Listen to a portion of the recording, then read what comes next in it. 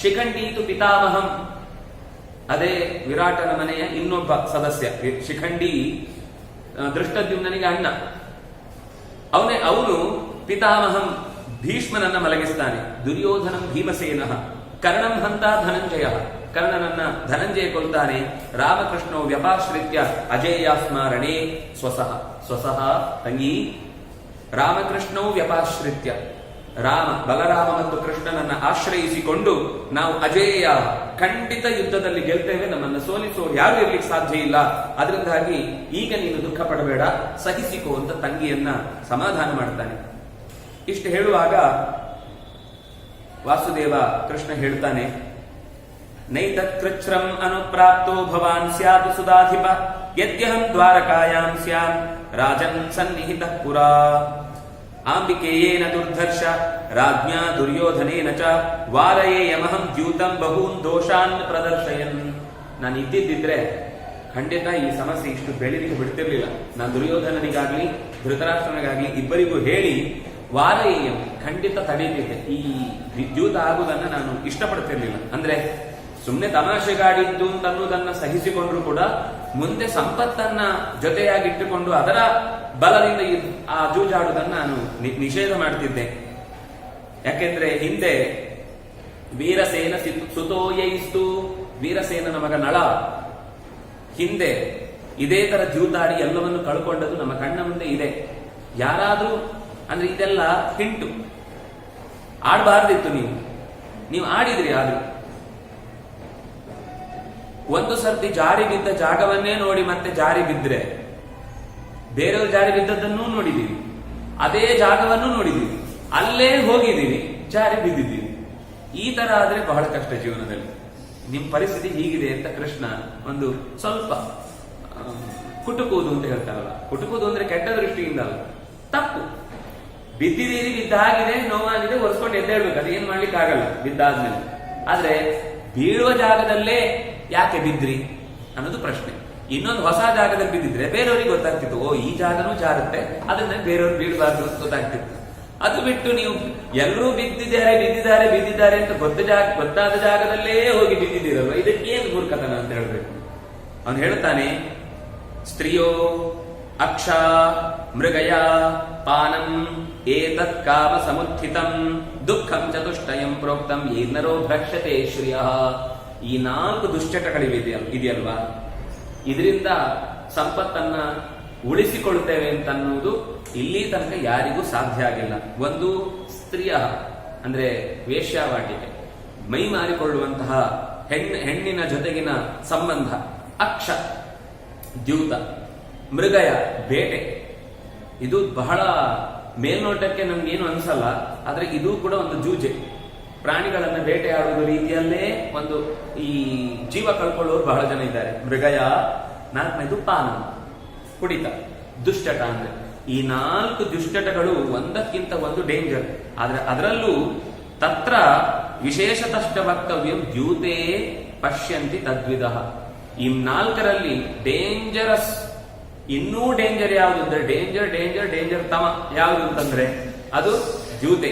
ವಿಶೇಷತಃ ಎಲ್ಲದಕ್ಕಿಂತ ಹೆಚ್ಚು ಅಪಾಯಕಾರಿ ದ್ಯೂತಕ್ಕೆ ಇಳಿದ ಮೇಲೆ ಎಷ್ಟು ಸರ್ತಿ ಸೋಗ್ತಾ ಇದ್ರು ಕೂಡ ನೆಕ್ಸ್ಟ್ ಸರ್ತಿ ಗೆಲ್ತೇನೆ.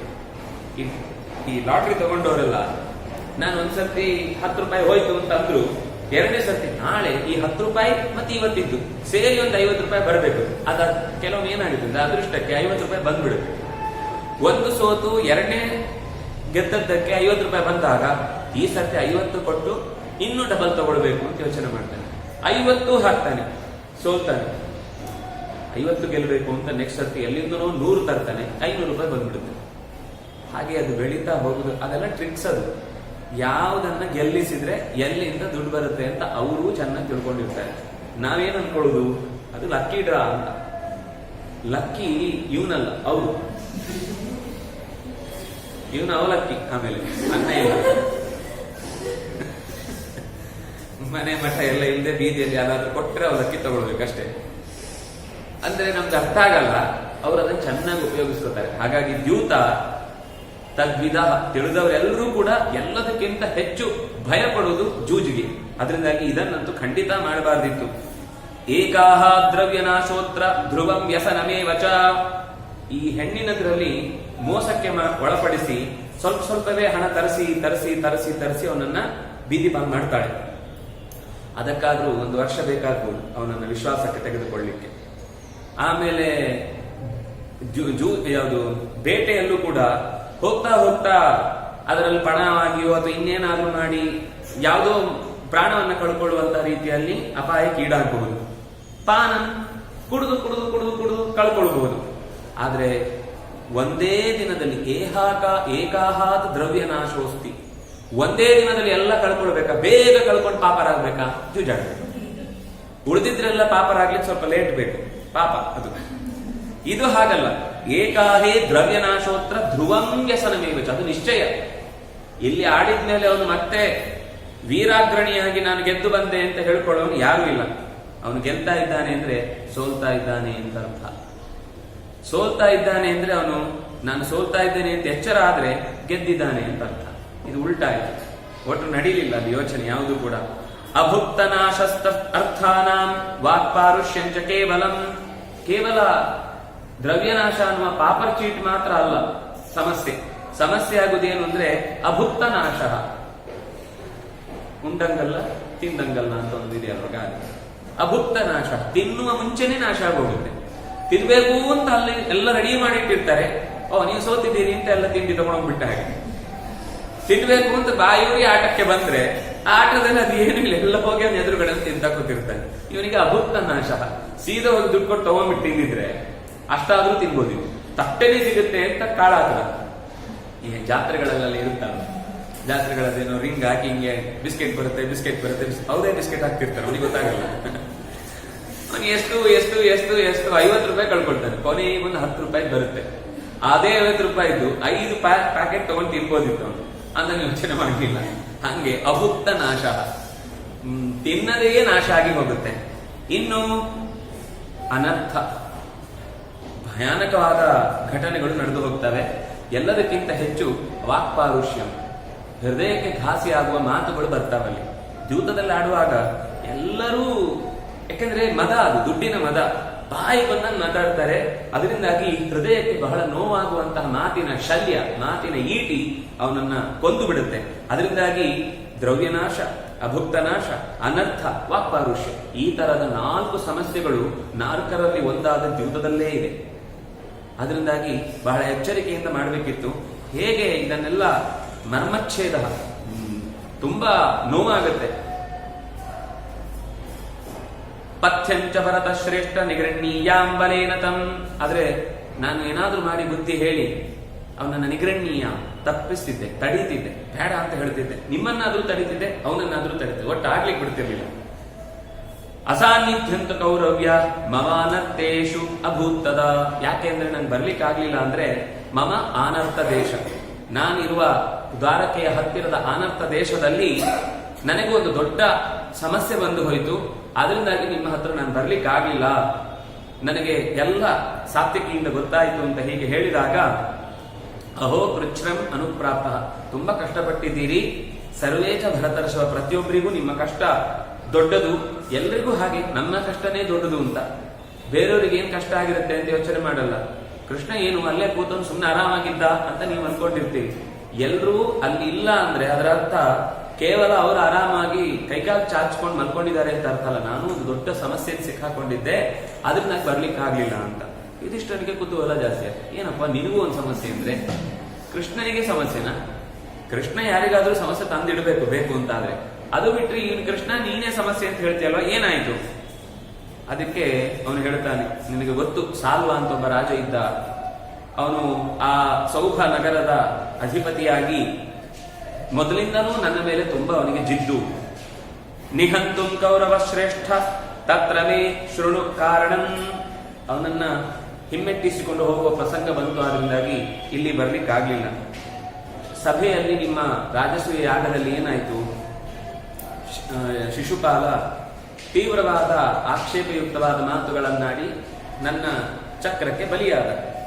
ಅದೇ ಸಭೆಯಲ್ಲಿ ನನ್ನ ಮೇಲಿನ ಕೋಪಕ್ಕೆ ಸೌಹರಿಗೆ ಸಿಕ್ಕಾಪಟ್ಟೆ ಸಿಟ್ಟು ಬಂತು. ಒಂದು ಸಭಾತ್ಯಾಗ ಮಾಡಿ ಹೊರಟೋದ.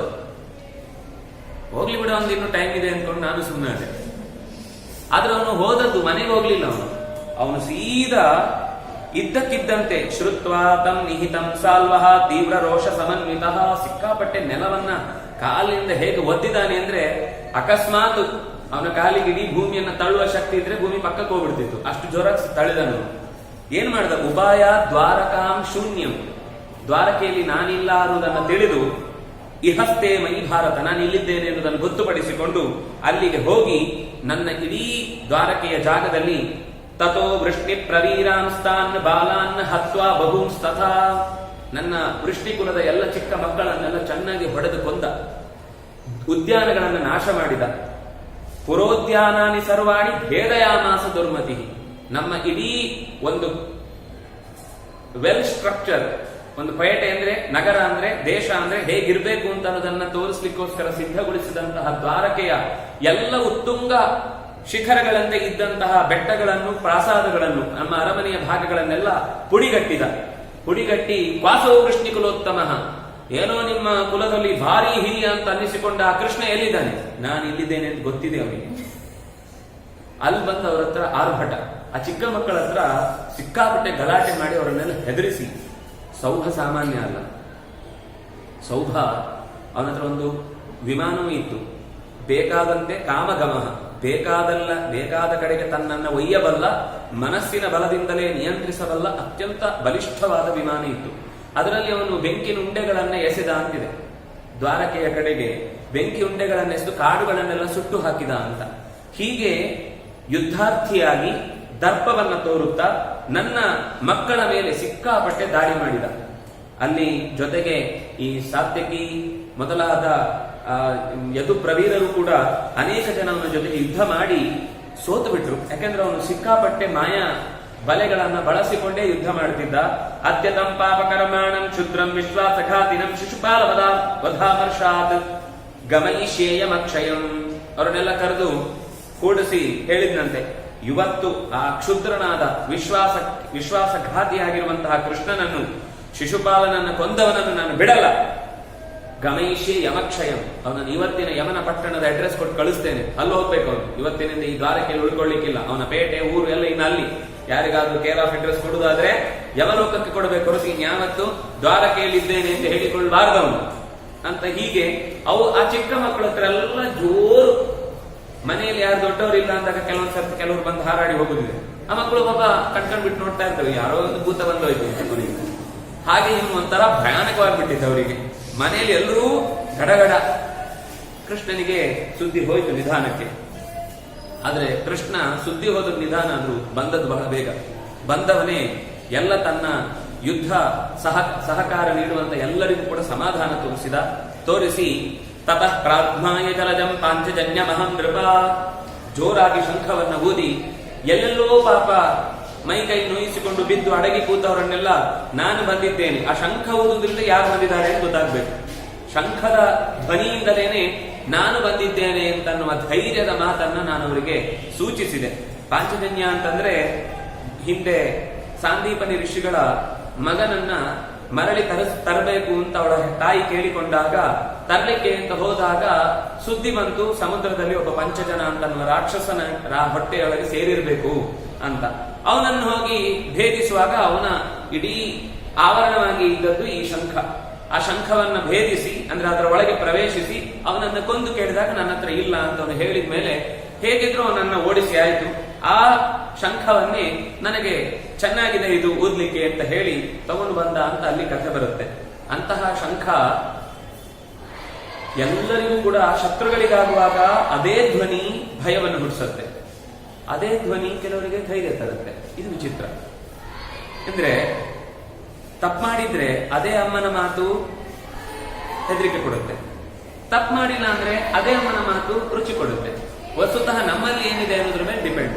ಹಾಗೆ ಕೃಷ್ಣನ ಮಾತು ರಾಕ್ಷಸರೆಲ್ಲ ಸೇರ್ಕೊಂಡಿದ್ರು, ಕೇವಲ ಸೌಭ ಒಬ್ಬನೇ ಅಲ್ಲ, ಅವನ ದೊಡ್ಡ ರಾಕ್ಷಸರ ಪಡೆ ಇತ್ತು, ಅವರೆಲ್ಲರೂ ಕೂಡ ಗಾಬರಿಯಾದರು. ದೈತ್ಯ ಬಲೇನ ದೊಡ್ಡ ದೈತ್ಯದ ಬಲ ಅಂದ್ರೆ ಸೈನ್ಯ, ದೈತ್ಯರ ಸೈನ್ಯವನ್ನು ಹಿಡಿದುಕೊಂಡು ಯುದ್ಧಕ್ಕೆ ಬಂದಿದ್ದಾನೆ. ಆಗ ಏನೇನಾಯ್ತು ಅಂತ ತುಂಬಾ ದೀರ್ಘವಾಗಿದೆ, 4-6 ಅಧ್ಯಾಯಗಳಲ್ಲಿದೆ ಯುದ್ಧ ಹೇಗಾಯ್ತು ಅಂತ. ಇಡೀ ರಾಜ್ಯದಲ್ಲಿ ಅಘೋಷಿತಂಚ ನಗರೇ ಆಘೋಷಿತಂಚ ನಗರೇ ನಪಾತವ್ಯಾ ಸುರೇತಿ ಚ. ಯುದ್ಧ ಘೋಷಣೆ ಆಯಿತು ಇಡೀ ದೇಶದಲ್ಲಿ. ಯಾರೂ ಕೂಡ ಸುರ ಕುಡಿಬಾರದು, ಯಾಕೆಂದ್ರೆ ಅಸುರರಿದ್ದಾರೆ. ನೀವು ಅದನ್ನು ಕುಡಿದ್ರೆ ಅವ್ರು ಯಾರು ನಮ್ಮವ್ರು ಯಾರು ಗೊತ್ತಾಗದೆ ನಾನು ಉಳ್ಕೊಳ್ಳೋ ಪರಿಸ್ಥಿತಿ ಬರುತ್ತೆ. ಅದಕ್ಕಿಂತ ಹೆಚ್ಚು ಪ್ರಮಾದಂ ಪರಿರಕ್ಷದ್ಭಿಹಿ ಉಗ್ರಸೇನೋದ್ಭವಾದಿಭಿಹಿ, ನಾವು ನಮ್ಮ ಕೈಯಾರೆ ಕೆಲವು ಅಪರಾಧಗಳನ್ನು ಮಾಡಿ ಶತ್ರುವಿಗೆ ದೊಡ್ಡ ಆಹಾರ ನಾವಾಗಬಾರ್ದು. ಅದಕ್ಕೋಸ್ಕರ ಇಡೀ ದೇಶದಲ್ಲಿ ಕುಡಿಯುವ ಅಂಗಡಿಗಳನ್ನು ಬಂದ್ ಮಾಡಿದ್ವಿ. ಯಾರಿಗೂ ಎಂದು ಕಳ್ಳ ಮಾಲು ಇಲ್ಲ, ನೇರ ಮಾಲಲ್ಲ, ಸನದಿ ಅಂತ ಯಾರು ನಾನು ಪರವಾನಗಿ ತಗೊಂಡು ಮಾಡ್ತೇನೆ ಅವನಿಗೂ ಅವಕಾಶ ಇಲ್ಲ, ಹಿಂಬಾಗಿಲಿಂದ ಕೊಡ್ಲಿಕ್ಕೂ ಇಲ್ಲ. ಗೇಟ್ ಚೂರು ತೆಗೆದು ಕೆಳಗಿಂದ ಕಳಿಸಿ ಯಾವ ಕಾರ್ಯಕ್ರಮವೂ ಇಲ್ಲ. ನಪಾತವ್ಯಾಸುರೇತಿ ಚ, ಉಗ್ರಸೇನ ಉಗ್ರವಾದ ಶಾಸನವನ್ನ ಹೊರಡಿಸಿದ. ಅಷ್ಟೇ ಅಲ್ಲ, ಈ ಬೇರೆ ದೇಶದಿಂದ ಬಂದಿದ್ದ ನರ್ತಕರು, ವ್ಯಾಪಾರಿಗಳು, ನಟರು, ಗಾಯಕರು ಇವರನ್ನೆಲ್ಲ ವಾಪಸ್ ಕಳಿಸಿದ್ರು. ನಮ್ಮ ದೇಶದಲ್ಲಿ ಯುದ್ಧ ಆಗುವಾಗ ಏನಾದ್ರೂ ಹೆಚ್ಚು ಕಮ್ಮಿ ಆದ್ರೆ ನಾವು ಜವಾಬ್ದಾರರಲ್ಲ ಅಂತ ಅವರನ್ನೇ ಮೊದಲು ಹೊರಗೆ ಕಳಿಸಿದ್ರು. ಅಷ್ಟೇ ಅಲ್ಲ, ಹೊರಗಿನಿಂದ ಒಳಕ್ಕೆ ಬರುವಂತಹ ನಾವಷ್ಟ ಪ್ರತಿಷೇಧಿತ ನೌಕೆಗಳನ್ನೆಲ್ಲ ಬಂದ್ ಮಾಡಿದ್ರು. ಯಾರು ಒಳಗಿಂದ ಹೊರಗೆ ಹೋಗ್ಲಿಕ್ಕಿಲ್ಲ, ಹೊರಗಿಂದ ಒಳಗೆ ಬರ್ಲಿಕ್ಕಿಲ್ಲ. ಒಳಗೆ ಬರುವವರು ಕೂಡ ಅವರ ಕೈಯಲ್ಲಿ ಮುದ್ರೆ ಇರಬೇಕು. ಕೃಷ್ಣನೇ ಒಂದು ಮುದ್ರಿಕೆಯನ್ನು ಮಾಡಿಸಿದ್ದ, ಇದು ಈ ದೇಶದ ಪ್ರಜೆಯ ಗುರುತು ಅಂತ. ಆಧಾರ್ ಕಾರ್ಡ್ ಇದ್ದ ಹಾಗೆ ಅಥವಾ ಪಾಸ್ಪೋರ್ಟ್ ಇದ್ದ ಹಾಗೆ, ಬೇರೆ ದೇಶಕ್ಕೆ ಹೋಗ್ಬೇಕು ಅಂದ್ರೆ ಅದು ಕೈಯಲ್ಲಿ ಇರಬೇಕು. ಅದನ್ನ ಅವನು ತುಂಬಾ ಟ್ರೈ ಮಾಡಿದ್ದಾನೆ. ಒಳಗ್ ಬಂದು ಏನಾದ್ರೂ ಗುಟ್ಟಾಗಿ ಇಲ್ಲಿಯವರನ್ನೇ ಇವರ ವಿರುದ್ಧ ತಿರುಗಿಸಿ ನಾನು ಅರ್ಬನ್ ನಕ್ಸಲ್ ಅಂತ ಬೋರ್ಡ್ ಹಾಕೊಂಡು ತಿರುಗಬೇಕು ಅಂತ ಪ್ಲಾನ್ ಮಾಡಿದ್ದ. ಆದ್ರೆ ಅದಾಗ್ಲೇ ಇಲ್ಲ. ಎಷ್ಟು ಪ್ರಯತ್ನ ಮಾಡಿದ್ರು ಒಳಗೆ ಬರ್ಲಿಕ್ಕೆ ಆಗ್ಲಿಲ್ಲ. ಅದಕ್ಕೆ ಕೊನೆಗೆ ಅವನು ವಿಮಾನದಿಂದ ದಾಳಿ ಮಾಡಿದ್ದು. ಅಲ್ಲಿ ತನಕ ಅವನು ತುಂಬಾ ಸರ್ತಿ ದ್ವಾರಕೆ ಒಳಗೆ ಪ್ರವೇಶ ಮಾಡಿ ಒಳಗಿಂದಲೇ ನಾನು ಒಂದು ಗುಂಪು ಕಟ್ಟಿ ಈ ದೇಶದ ವಿರುದ್ಧವಾಗಿ ನಮ್ಗೆ ಈ ದೇಶ ಇಷ್ಟ ಇಲ್ಲ ಅಂತ ಇಲ್ಲೇ ಪ್ರತ್ಯೇಕವಾದಿಗಳನ್ನ ಸೃಷ್ಟಿ ಮಾಡಬೇಕು ಅಂತ ಪ್ರಯತ್ನ ಪಟ್ಟ. ಅದಾಗದೇ ಹೋಯಿತು. ಸರಿಯಾಗಿ ಕೃಷ್ಣನು ಕೂಡ ಎಲ್ಲ ಎಷ್ಟು ರಾಜತಾಂತ್ರಿಕ ವ್ಯವಸ್ಥೆ ಅಂತ ನೋಡಿ. ಆ ಅಧ್ಯಾಯಗಳನ್ನ ನಾನು ಪೂರ್ತಿ ಹೇಳ್ತಾ ಇಲ್ಲ. ಪ್ರತಿ ಒಂದು ಸಣ್ಣ ಸಣ್ಣ ಸ್ಟೆಪ್ ಕೂಡ ಒಂದು ದೇಶಕ್ಕೆ ಯುದ್ಧ ಆದಾಗ ನಾವು ಹೇಗೆಲ್ಲ ತಯಾರಾಗಬೇಕು. ಯಾಕಂದ್ರೆ ಎಷ್ಟೋ ಸರ್ತಿ ಏನಾಗುತ್ತೆ, ಈ ದೇಶದಲ್ಲಿ ವಿದೇಶದ ಒಂದಿಷ್ಟು ಜನರನ್ನೆಲ್ಲ ಬೊತ್ತೆಯಾಗಿಟ್ಟುಕೊಂಡು ಬೇರೆ ದೇಶದವರಿಗೂ ಅಂತರ ಒತ್ತಡ ಹಾಕುವುದಾಗುತ್ತೆ. ನೀವೆಲ್ಲರೂ ಕೂಡ ನಮ್ಮ ಉದ್ದೇಶವನ್ನ ಈಡೇರಿಸುವಂತೆ ಒತ್ತಡ ಹಾಕಿದ್ರೆ ಮಾತ್ರ ನಿಮ್ಮ ಪ್ರಜೆಗಳನ್ನು ಬಿಡ್ತೇವೆ ಅಂತ. ಅದಕ್ಕೋಸ್ಕರ ಮೊದಲೇ ಯುದ್ಧ ಆಗತ್ತೆ ಅಂತ ಗೊತ್ತಾದ ತಕ್ಷಣ ಅವರನ್ನೆಲ್ಲ ಅವರವ್ರ ದೇಶಕ್ಕೆ ಸಾಗಿಸಿಬಿಟ್ರು. ವ್ಯಾಪಾರಿಗಳಾಗ್ಲಿ, ನರ್ತಕ, ಯಾಕಂದ್ರೆ ಕಲೆ ಅದರ ಹೆಸರು ಹೇಳಿಕೊಂಡು ಇಲ್ಲಿ, ಯಾಕಂದ್ರೆ ಇವತ್ತಾಗ್ತಾ ಇರುವ ವ್ಯವಸ್ಥೆ ಅದೇ. ಕಲೆಯ ಹೆಸರಲ್ಲಿ ಇಲ್ಲಿ ಒಂದು ನೆಲೆಸಿ ಕಲೆಗಳಾಗಿ ಉಳಿದು ಬಿಡ್ತಾರೆ. ವಸ್ತುತಃ ಬೇಕಾದ್ದೇನು? ಹೃದಯ ಶುದ್ಧಿ. ನಾವು ಕಲಾಭಿವ್ಯಕ್ತಿಯನ್ನು ಗೊಳಿಸ್ಲಿಕ್ಕೋಸ್ಕರ ಇಲ್ಲಿ ಬಂದಿದ್ದೀವಿ. ಆಯ್ತಪ್ಪ, ಕಲಾಭಿವ್ಯಕ್ತಿ ಮಾಡಿ, ಅದನ್ನ ಕಲೆ ಆಗುವಾಗ ಮಾಡಬೇಡಿ. ನೀವು ಕಳೆನೂ ಆಗ್ಬಾರ್ದು, ಕಲೆನೂ ಆಗ್ಬಾರ್ದು, ಕಳೆದು ಬಿಡ್ತೀವಿ ಅಷ್ಟೇ ಅಂತ ಎಚ್ಚರಿಕೆ ಕೊಟ್ಟವರನ್ನು ಮೊದಲೇ ಹೊರಗೆ ಕಳಿಸಿ ಕೃಷ್ಣ ನಾಳೆ ಒಳಗಿಂದಲೇ ಧ್ವನಿ ಎತ್ತಿ ಮಾತಾಡೋರು ಇರಬಾರದು ಅಂತ ಬಹಿರ್ನಿರ್ವಾಸಿತ ಸರ್ವೇ, ಬಹಿಹಿ ನಿರ್ವಾಸಿತ, ಎಲ್ಲರೂ ಕೂಡ ನೀವು ಇಲ್ಲಿ ಈ ದೇಶದ ಪೌರರು ಅಂತ ನಿಮಗೆ ಕೇವಲ ತಾತ್ಕಾಲಿಕವಾದದ್ದು ಕೊಟ್ಟಿರುತ್ತೆ. ಕೆಲವರಿಗೆ ಅವನಿಗೆ ತಾತ್ಕಾಲಿಕವೂ ಸಿಕ್ಕಿರಲಿಲ್ಲ, ಅದು ನೀವು ಸಿಕ್ಕಾಪಟ್ಟೆ ಸಿಟ್ಟು ಬಂದಿದ್ದು. ಅವರನ್ನೆಲ್ಲ ಮರಳಿ ತಮ್ಮ ಊರಿಗೆ ಕಳುಹಿಸಿ ರಕ್ಷದ್ಭಿಹಿ ವಿತ್ತ ಸಂಚಯಂ. ಕೊನೆಗೆ ಏನ್ ಮಾಡಿದ್ರು? ಇದರಿಂದ ಎರಡು ವಿಷಯ. ಒಂದು, ಅವರನ್ನ ಸಾಕಿ ರಕ್ಷಿಸ್ಲಿಕ್ಕೋಸ್ಕರ ನಾವು ಸುಮ್ಮನೆ ದುಡ್ಡು ಖರ್ಚು ಮಾಡಬೇಕು, ಯಾಕಂದ್ರೆ ಅವರಿಗೆ ಜಾಸ್ತಿ ಭದ್ರತೆ ಕೊಡಬೇಕಾಗುತ್ತೆ. ಅದಕ್ಕೆ ನಾವು ಅವರನ್ನು ಹೋರಾಡಬೇಕಾ, ಇವರನ್ನು ರಕ್ಷಿಸ್ಬೇಕ. ಅದಕ್ಕೋಸ್ಕರ ಈ ವಿತ್ತವನ್ನು ಉಳಿಸ್ಲಿಕ್ಕೋಸ್ಕರ, ಅದರಿಂದಾಗಿ ಯಾವತ್ತೂ ಕೂಡ ಒಬ್ಬ ಭಯೋತ್ಪಾದಕನನ್ನ ಒಳ್ಳೆ ಜೈಲಲ್ಲಿಟ್ಟು 3 ಹೊತ್ತು ಚೆನ್ನಾಗಿ ತಿನ್ಲಿಕ್ಕೆ ಕೊಟ್ಟು ಇಡುವುದು ಅಂತೆಲ್ಲ ಇದೆಯಲ್ಲ, ಅದು ಬಹಳ ಮೂರ್ಖತನ. ರಕ್ಷಿಸ್ಬೇಕು ಅಂತ ಅನ್ನೋದು ಯಾರನ್ನು ರಕ್ಷಿಸ್ಬೇಕು? ತಪ್ಪು ಮಾಡೋದನ್ನು ರಕ್ಷಿಸ್ಬೇಕು. ಮಾಡಿದ್ದು ತಪ್ಪು ಜಗಜ್ಜಾಹಿರಾಗಿ ಗೊತ್ತಿರಬೇಕಾದ್ರೂ ಕೂಡ ಮತ್ತೆ ಅವನನ್ನ 3 ವರ್ಷ ಸಾಕಿ 35-40 ಕೋಟಿ ಖರ್ಚು ಮಾಡಿ ಆಮೇಲೆ ಅವನು ಶಿಕ್ಷೆ ಅಂತ ಹೇಳಿ ಗಲ್ಲಿಗೆ ಹಾಕುದ್ರ ಬದಲು ಅಲ್ಲೇ ಎಲ್ಲಿ ಸಿಕ್ಕಿಬಿದ್ನೋ ಅಲ್ಲೇ ಮುಗಿಸ್ಬಿಟ್ಟಿದ್ರೆ 35 ಕೋಟಿ ಉಳಿತಿತ್ತ? ಅಷ್ಟು ಜನರ ತಲೆ ಹಾಳಾಗು ತಪ್ತಿತ್ತ? ಈ ಅವನ ಹೆಸರು ಹೇಳ್ಕೊಂಡೇ ಮತ್ತೆ ಆಜಾದಿಯಿಂದ ಬೊಬ್ಬೆ ಹೊಡೆಯೋರು ಕಮ್ಮಿ ಆಗ್ತಿದ್ರ? ನಾವ್ ಯಾವತ್ತು ಮತ್ತೆ ಮತ್ತೆ ಆ ಕಳೆಯನ್ನ ಜೀವಂತ ಉಳಿಸ್ತೇವೋ ಅದೆಲ್ಲೋ ಒಂದು ಬೀಜವನ್ನು ಬಿಟ್ಟೇ ಹೋಗುತ್ತೆ. ಅದಕ್ಕೋಸ್ಕರ ಕೃಷ್ಣ ಏನ್ ಮಾಡಿದ? ಅದು ಯಾವುದನ್ನು ಉಳಿಸ್ಲಿಕ್ಕೆ ಅವಕಾಶ ಕೊಡಲಿಲ್ಲ. ಎಲ್ಲವನ್ನು ತಾತ್ಕಾಲಿಕವಾಗಿ ನಿಮ್ಗೆ Z+ ಅದು ಇದು ಎಲ್ಲ ಯಾಕೆ ಬೇಕು? ನೀವೇನಾದ್ರೂ ದೇಶಕ್ಕೆ ಮಣ್ಣು ಗುಡ್ಡೆ ಹಾಕಿ ಏನಾದ್ರೂ ಹೊರೋರಾಗಿದ್ರೆ, ಫಲವತ್ತಾದ ಜಾಗ ಆಗಿದ್ರೆ ನಿಮ್ಗೆ ಕೊಡ್ಬೇಕು. ನೀವು ಈ ದೇಶದ ಪ್ರಜೆಗಳು ಅಂತ ಆದ್ರೆ ನಿಮ್ಗೆ ಎಷ್ಟು ಬೇಕು ರಕ್ಷಣೆ ಅಷ್ಟು ಕೊಡೋಣ. ಅದು ಬಿಟ್ಟು ನಾನು ಒಂದು ಪಕ್ಷದ ಅಧ್ಯಕ್ಷ, ಅದಕ್ಕೋಸ್ಕರ ನನಗೆ ಪ್ರಧಾನಿ ಕೊಡುವಷ್ಟೇ ಪಟ್ಟ ಜಾಗ ಕೊಡಬೇಕು, ವ್ಯವಸ್ಥೆ ಕೊಡಬೇಕು, ರಕ್ಷಣೆ ಕೊಡಬೇಕು ಅಂತ ಕೇಳಿದ್ರೆ, ಆದ್ರೆ ಅಕಸ್ಮಾತ್ ಪ್ರಾಣ ಹೋದ್ರೆ ದೇಶಕ್ಕೋಸ್ಕರ ಒಂದು ಪ್ರಾಣ ಹೋಯ್ತು ಅಂತ, ಒಂದು ಕೀಟ ಸತ್ತಿತ್ತು ಅಂತ ಅನ್ಕೊಡ್ಬೇಕಷ್ಟೇ.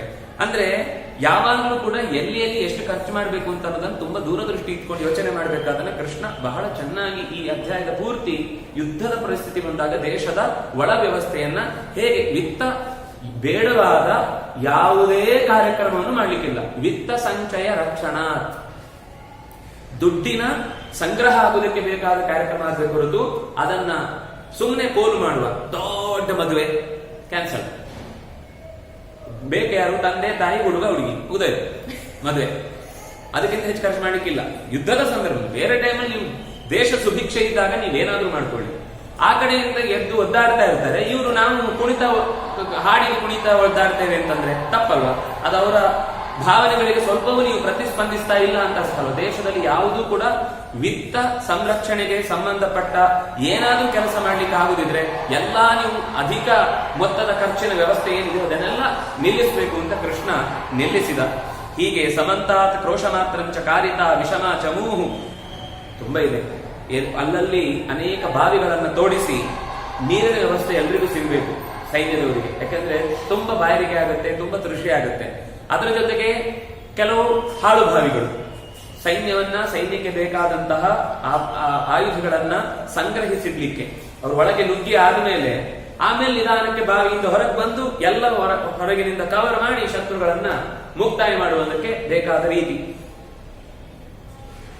ತಥೈವ ಅಪಿ ಅಂಬರೀಷಕಾಹ ಸಮಂತಾತ್ ಕ್ರೋಶ ಮಾತ್ರಂಚ ಕಾರಿತ ವಿಷಮ ಚಭೂಹು, ಭೂಮಿಯಲ್ಲಿ ಸಮತಟ್ಟ ಎತ್ತರ ತಗ್ಗು ಇದ್ದ ಜಾಗಗಳಲ್ಲೆಲ್ಲ ತಮಗೆ ಸೈನ್ಯ ಎಲ್ಲೆಲ್ಲಿ ನೆಲೆಸಿದ್ರೆ ಶತ್ರುಗಳನ್ನು ಸುಲಭವಾಗಿ ಕಾಣಬಹುದು ಮತ್ತು ಶತ್ರುಗಳಿಗೆ ನಾವು ಕಾಣುವುದು ಸಾಧ್ಯ ಇಲ್ಲ.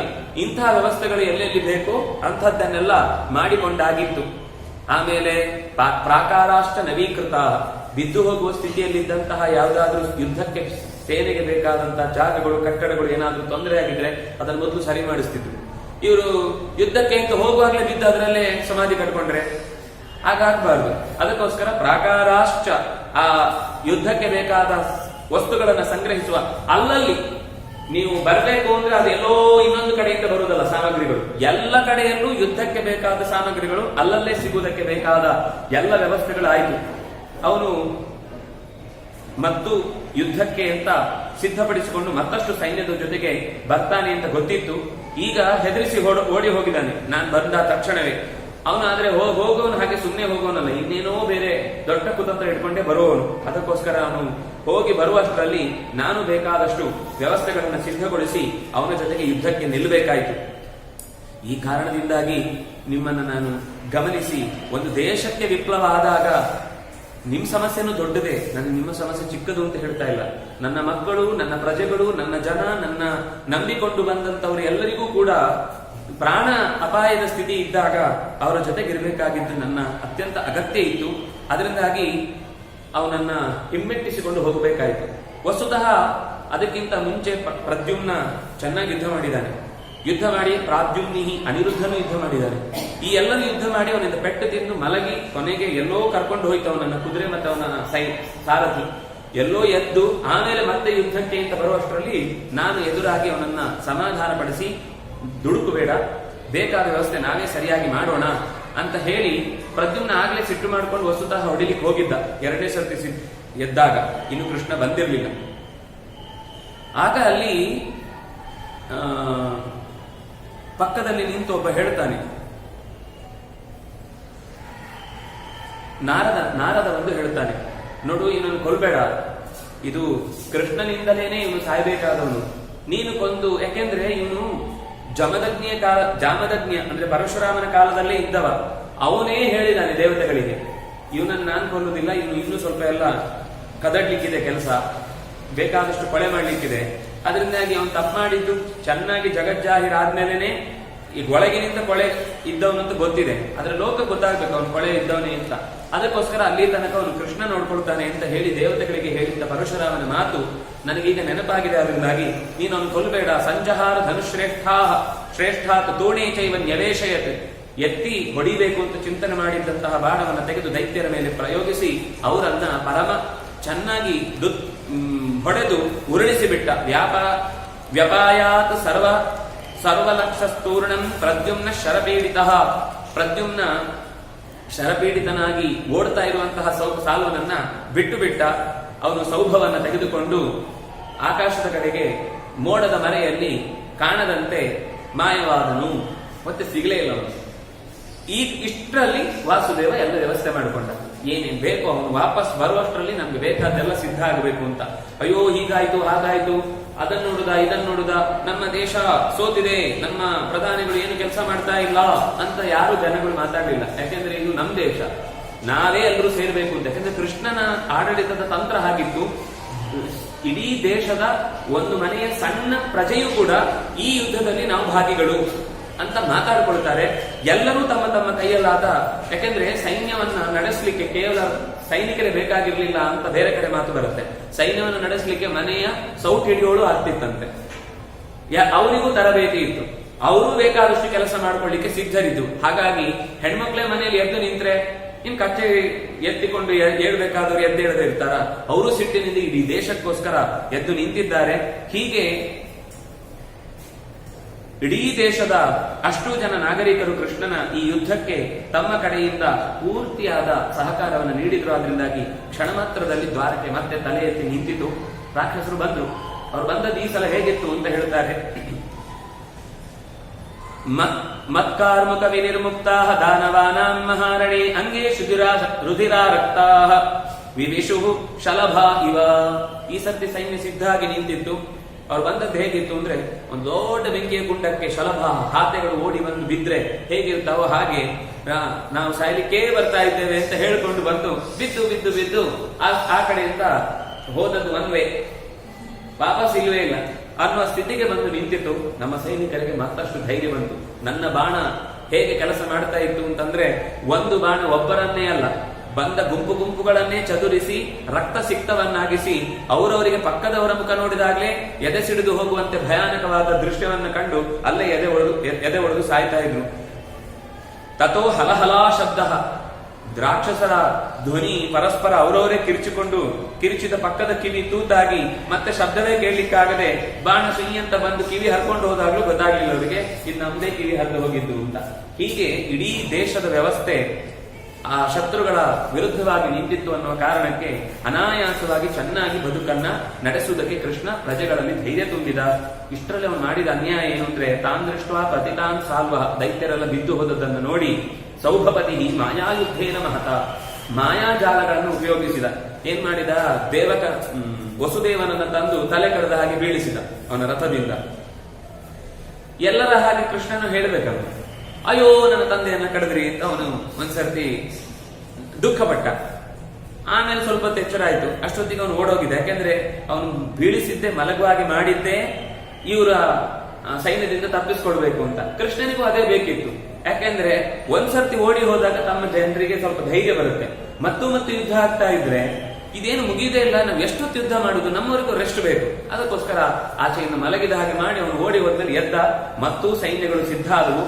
ಈ ಸರ್ತಿ ಮಾತ್ರ ಇದು ವಾಪಸ್ ಹೋಗಬಾರದು ಅಂತ ಯೋಚನೆ ಮಾಡಿ ಚೆನ್ನಾಗಿ ಸಿದ್ಧಗೊಂಡವರು ಶತಸಹಸ್ರೇಣ ಶರಾಣ, ಎಲ್ಲ ಕಡೆಯಿಂದಲೂ ಬಾಣಗಳು ರೆಡಿಯಾಗಿವೆ. ಕೋಟೆಯ ಸುತ್ತ ಹೆಣ್ಮಕ್ಳು ಸುಮ್ಮನೆ ಒಂದು ಬೆಂಕಿ ಹಾಕೋ ಕೆಲಸ ಮಾತ್ರ, ಮನೆಗಲ್ಲ,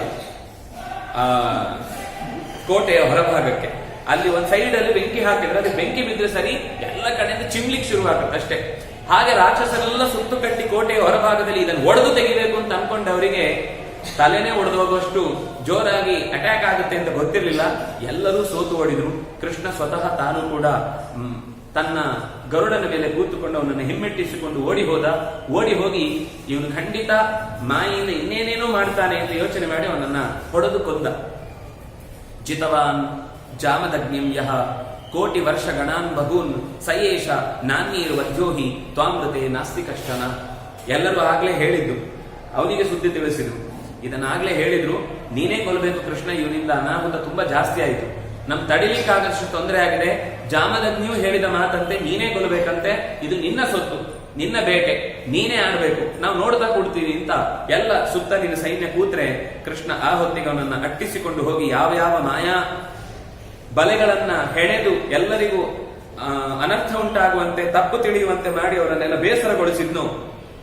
ಅದೇ ರೀತಿಯಲ್ಲಿ ಅವನನ್ನು ಕೂಡ ಬಲೆಯಲ್ಲಿ ಸಿಕ್ಕಿಸಿ ಕೆಳಕ್ಕೆ ಜೋತು ಬೀಳುವಂತೆ ಮಾಡಿ ಅವನ ದೇಹದ ಪ್ರತಿಯೊಂದು ಭಾಗದ ಸಣ್ಣ ತುಣುಕು ಮಾಂಸವು ಕೂಡ ಉಳಿಯದಂತೆ ಕತ್ತರಿಸಿ ನೆಲಕ್ಕೆ ಎಸೆಯುವಂತಾಯಿತು. ಇಷ್ಟಾದ್ಮೇಲೆ ತದೇ ತತ್ಕಾರಣಂ ರಾಜನ್, ಈ ಎಲ್ಲ ಕಾರಣದಿಂದ ನಾನು ಇಷ್ಟು ದೊಡ್ಡ ಯುದ್ಧ ಆಗ್ಬೇಕಾದ್ರೆ ಹೇಗೆ ಬರುವುದು, ಅದನ್ನ ಬರ್ಲಿಕ್ಕೆ ಆಗ್ಲಿಲ್ಲ. ಇಲ್ಲಾಂದ್ರೆ ಖಂಡಿತ ಬರ್ತಿದ್ದೆ, ನನಗೂ ತುಂಬಾ ಕಷ್ಟ ಇರುತ್ತೆ. ನಿಮ್ಗೆ ಮಾತ್ರ ಕಷ್ಟ ಇದೆ, ಕೃಷ್ಣ ಆರಾಮಾಗಿರ್ತಾನೆ ಅಂತ ಅನ್ಕೊಳ್ಬೇಡಿ, ನನಗೂ ದೇಶ ಇದೆ, ನನಗೂ ಪ್ರಜೆಗಳಿದ್ದಾರೆ, ನನ್ನ ರಕ್ಷಣೆಯನ್ನು ನಾನು ಮಾಡ್ಕೊಳ್ಬೇಕು ಅಂತ ಹೀಗೆ ಹೇಳಿ ಯದ್ಯಾಗಾಂ ಪರವೀರಘ್ನ ನಹಿ ಜೀವೇತ್ ಸುಯೋಧನ. ಒಂದು ವೇಳೆ ಈ ಸಮಸ್ಯೆ ಅಲ್ಲದೆ ನಾನು ಇಲ್ಲಿರ್ತಿದ್ರೆ ಅವ್ನು ಹೇಳಿದ್ ಕೇಳಲಿಲ್ಲ ಅಂದ್ರೆ ನ ಜೀವೇತ್ ಸುಯೋಧನ, ಜೀವಂತವಾಗಿ ದುರ್ಯೋಧನ ಉಳಿತಿರ್ಲಿಲ್ಲ, ನಾನೇ ಮುಗಿಸ್ಬಿಡ್ತಿದ್ದೆ ಅವತ್ತು. ಹೀಗೆ ಹೇಳಿ ಎಲ್ಲರಿಗೂ ಅದ್ಯಾಹಂ ಕಿಂ ಕರಿಷ್ಯಾಮಿ ಭಿನ್ನ ಸೇತು ವಿಬೋಧಕಂ, ಇವತ್ತು ನಾನು ಈಗ ಹೋಗಿ ಮತ್ತೆ ರಾಜ್ಯ ಕೊಡು ಅಂತ ಕೇಳುವ ಹಾಗಿಲ್ಲ. ಒಡೆದು ಹೋದ ಅಣೆಕಟ್ಟಿನ ನೀರನ್ನು ನಿಲ್ಲಿಸುವ ಪ್ರಯತ್ನವನ್ನು ಯಾರಾದ್ರೂ ಮಾಡ್ಲಿಕ್ಕಾಗುತ್ತಾ? ಭಿನ್ನ ಸೇತು ವಿಬೋಧಕಂ ಎಂತ ಉದಾಹರಣೆ ನೋಡಿ. ಸೇತುವೆ ತುಂಡಾಗಿ ಒಡೆದೋಗಿದೆ, ಜೋರ್ ನೀರು ಹರಿತಾ ಇದೆ, ಆವಾಗ ಮತ್ತೆ ಸೇತುವೆ ಕಟ್ಟಲಿಕ್ಕಾಗುತ್ತಾ? ಒಂದು ಸೇತುವೆ ಒಡೆಯುತ್ತೆ ಅಂತ ಗೊತ್ತಾದಾಗ ಬೇಕಾದ್ರೆ ಮತ್ತಷ್ಟು ಕಂಬವನ್ನ ಗಟ್ಟಿ ಮಾಡೋದು, ಅಣೆಕಟ್ಟಿಗೆ ಬಿರುಕು ಬಿಟ್ಟಿದ್ರೆ ಅದಕ್ಕೆ ಮತ್ತೆ ಮೊದಲೇ ಸಿದ್ಧಪಡಿಸೋಣ. ಒಡೆದು ಹೋಗಿ ನೀರು ಉಕ್ಕಿ ಹರಿದ ಮೇಲೆ ಕಂಟ್ರೋಲ್ ಮಾಡ್ಲಿಕ್ಕೆ ಆಗದೆ ಸಿಡಿದು ಹೋದ ಮೇಲೆ ಮತ್ತೆ ಅದನ್ನ ಕೂಡಿಸ್ಲಿಕ್ಕೆ ಆಗಲ್ಲ. ಆಗ್ಲಿ 12 ವರ್ಷ ಹರಿಲಿ ನೀರು, ನಿಮ್ಗೂ ಒಂಚೂರು ಎಂಟರ್ಟೈನ್ಮೆಂಟ್ ಇರಲಿ, ಊರೆಲ್ಲ ಸುತ್ತಿ ಚೆನ್ನಾಗಿ ತಿರ್ಕೊಂಡು ಬನ್ನಿ. ಎಷ್ಟು ದಿವಸ ಅದೇ ಗೋಡೆ, ಅದೇ ರಾಜಕೀಯ ಒತ್ತಡಗಳಲ್ಲಿ ಒದ್ದಾಡ್ತೀರಿ? ಸ್ವಲ್ಪ ದಿವಸ ಅನುಭವಿಸ್ಲಿ ಅವನು ಕೂಡ, ಏನೆಲ್ಲ ಕಷ್ಟ ಇದೆ, ಏನ್ ಸುಲಭನ? PM ಆಫೀಸ್ ಅಂದ್ರೆ ಅಷ್ಟು ಆನಂದವಾಗಲ್ಲೊಂದು ಚೇರ್ ಇರುತ್ತೆ, ಯಾವಾಗಲೂ AC ಹಾಕಿರ್ತಾರೆ ಅಂತ ಅಷ್ಟೇ ನಮ್ಮ ತಲೆಯಲ್ಲಿ ಕಲ್ಪನೆ ಇರುವುದಲ್ವಾ? ಅವನು ಒಂದ್ಸತಿ ಅನುಭವಿಸ್ಲಿ, ಅಧಿಕಾರ ಅಂದ್ರೆ ಎಷ್ಟು ಕಷ್ಟ ಇದೆ, ಅದು ಸುಲಭ ಅಲ್ಲ ನಿರ್ವಹಿಸುವುದು. ಕೊನೆ ಪಕ್ಷ ಜನರ ಪ್ರೀತಿ ಗಳಿಸೋದು ಬೇಡ, ಅದನ್ನು ಉಳಿಸ್ಕೊಳ್ಳೋದು ಎಷ್ಟು ಕಷ್ಟ ಇದೆ ಅಂತ ಅವ್ರಿಗೆ ಗೊತ್ತಾಗುತ್ತೆ, ಸ್ವಲ್ಪ ಹೊತ್ತಿರ್ಲಿ ಅಂತ ಅನ್ನುವ ಹಾಗೆ ಹೇಳಿದ. ಆದ್ರೆ ಈ ಕಷ್ಟದಲ್ಲಿ ನಿಮ್ಮವ್ರ ಜೊತೆಗೆ ಈ ಉಳಿದವರು ತುಂಬಾ ಜನ ಇದ್ದಾರಲ್ವಾ? ಯಾಕಂದ್ರೆ ಅವ್ರ ಜೊತೆಗೆ ಅಲ್ಲಿ ಸುಭದ್ರೆ ಇದ್ದಾಳೆ, ಕಾಳಿ ಇದ್ದಾಳೆ, ಕರೇಣುಮತಿ ಇದ್ದಾಳೆ, ದೇವಕಿ ಇದ್ದಾಳೆ. ದೇವಕಿ ಅಂದ್ರೆ ಕೃಷ್ಣನ ಹೆಂಡತಿ, ತಾಯಿ ಅಲ್ಲ, ಯುಧಿಷ್ಠಿರನ ಹೆಂಡತಿ, ಶಿಶುಪಾಲನ ಮಗಳು ಎಲ್ಲ ಇದ್ದಾರೆ. ಇವರೆಲ್ಲ ಇಲ್ಲಿ ಕಷ್ಟಪಡೋದು ಬೇಡ ಅಂತ ಒಂದು ಮನಸ್ಸಲ್ಲಿತ್ತು. ಅದಕ್ಕೋಸ್ಕರ ಏನ್ ಮಾಡಿದ ಅಂದ್ರೆ ಕೃಷ್ಣ ಸುಭದ್ರಾಂ ಅಭಿಮನ್ಯುಂಚ ರಥಮಾರೋಪ್ಯ ಕಾಂಚನಂ ಆರುರೋಹ ರಥಂ ಕೃಷ್ಣ ಪಾಂಡವೈರಭಿಪೂಜಿತ. ಸುಭದ್ರೆಯನ್ನು ಮತ್ತು ಅಭಿಮನ್ಯುವನ್ನ ತನ್ನ ರಥದಲ್ಲಿ ಕೂಡಿಸಿಕೊಂಡು ನಾವು ದ್ವಾರಕೆಯಲ್ಲಿ ಸಿಗೋಣ ಅಂತ, ಅಂದ್ರೆ ದ್ವಾರಕೆಗೆ ಕರ್ಕೊಂಡು ಹೋಗ್ತೇನೆ, ಮತ್ತೆ ಮುಂದಿನ ಸರ್ತಿ ಭೇಟಿ ಆಗೋಣ ಅಂತ. ಅಂದ್ರೆ ಅದು ಭೇಟಿ ಆಗುವ ಹೊರಡುವ ಸಮಯದಲ್ಲಿ ಧರ್ಮರಾಜಂ ಅಭಿವಾದ್ಯ, ಧರ್ಮರಾಜನನ್ನ ನಮಸ್ಕರಿಸಿದ ಕೃಷ್ಣ. ಆಮೇಲೆ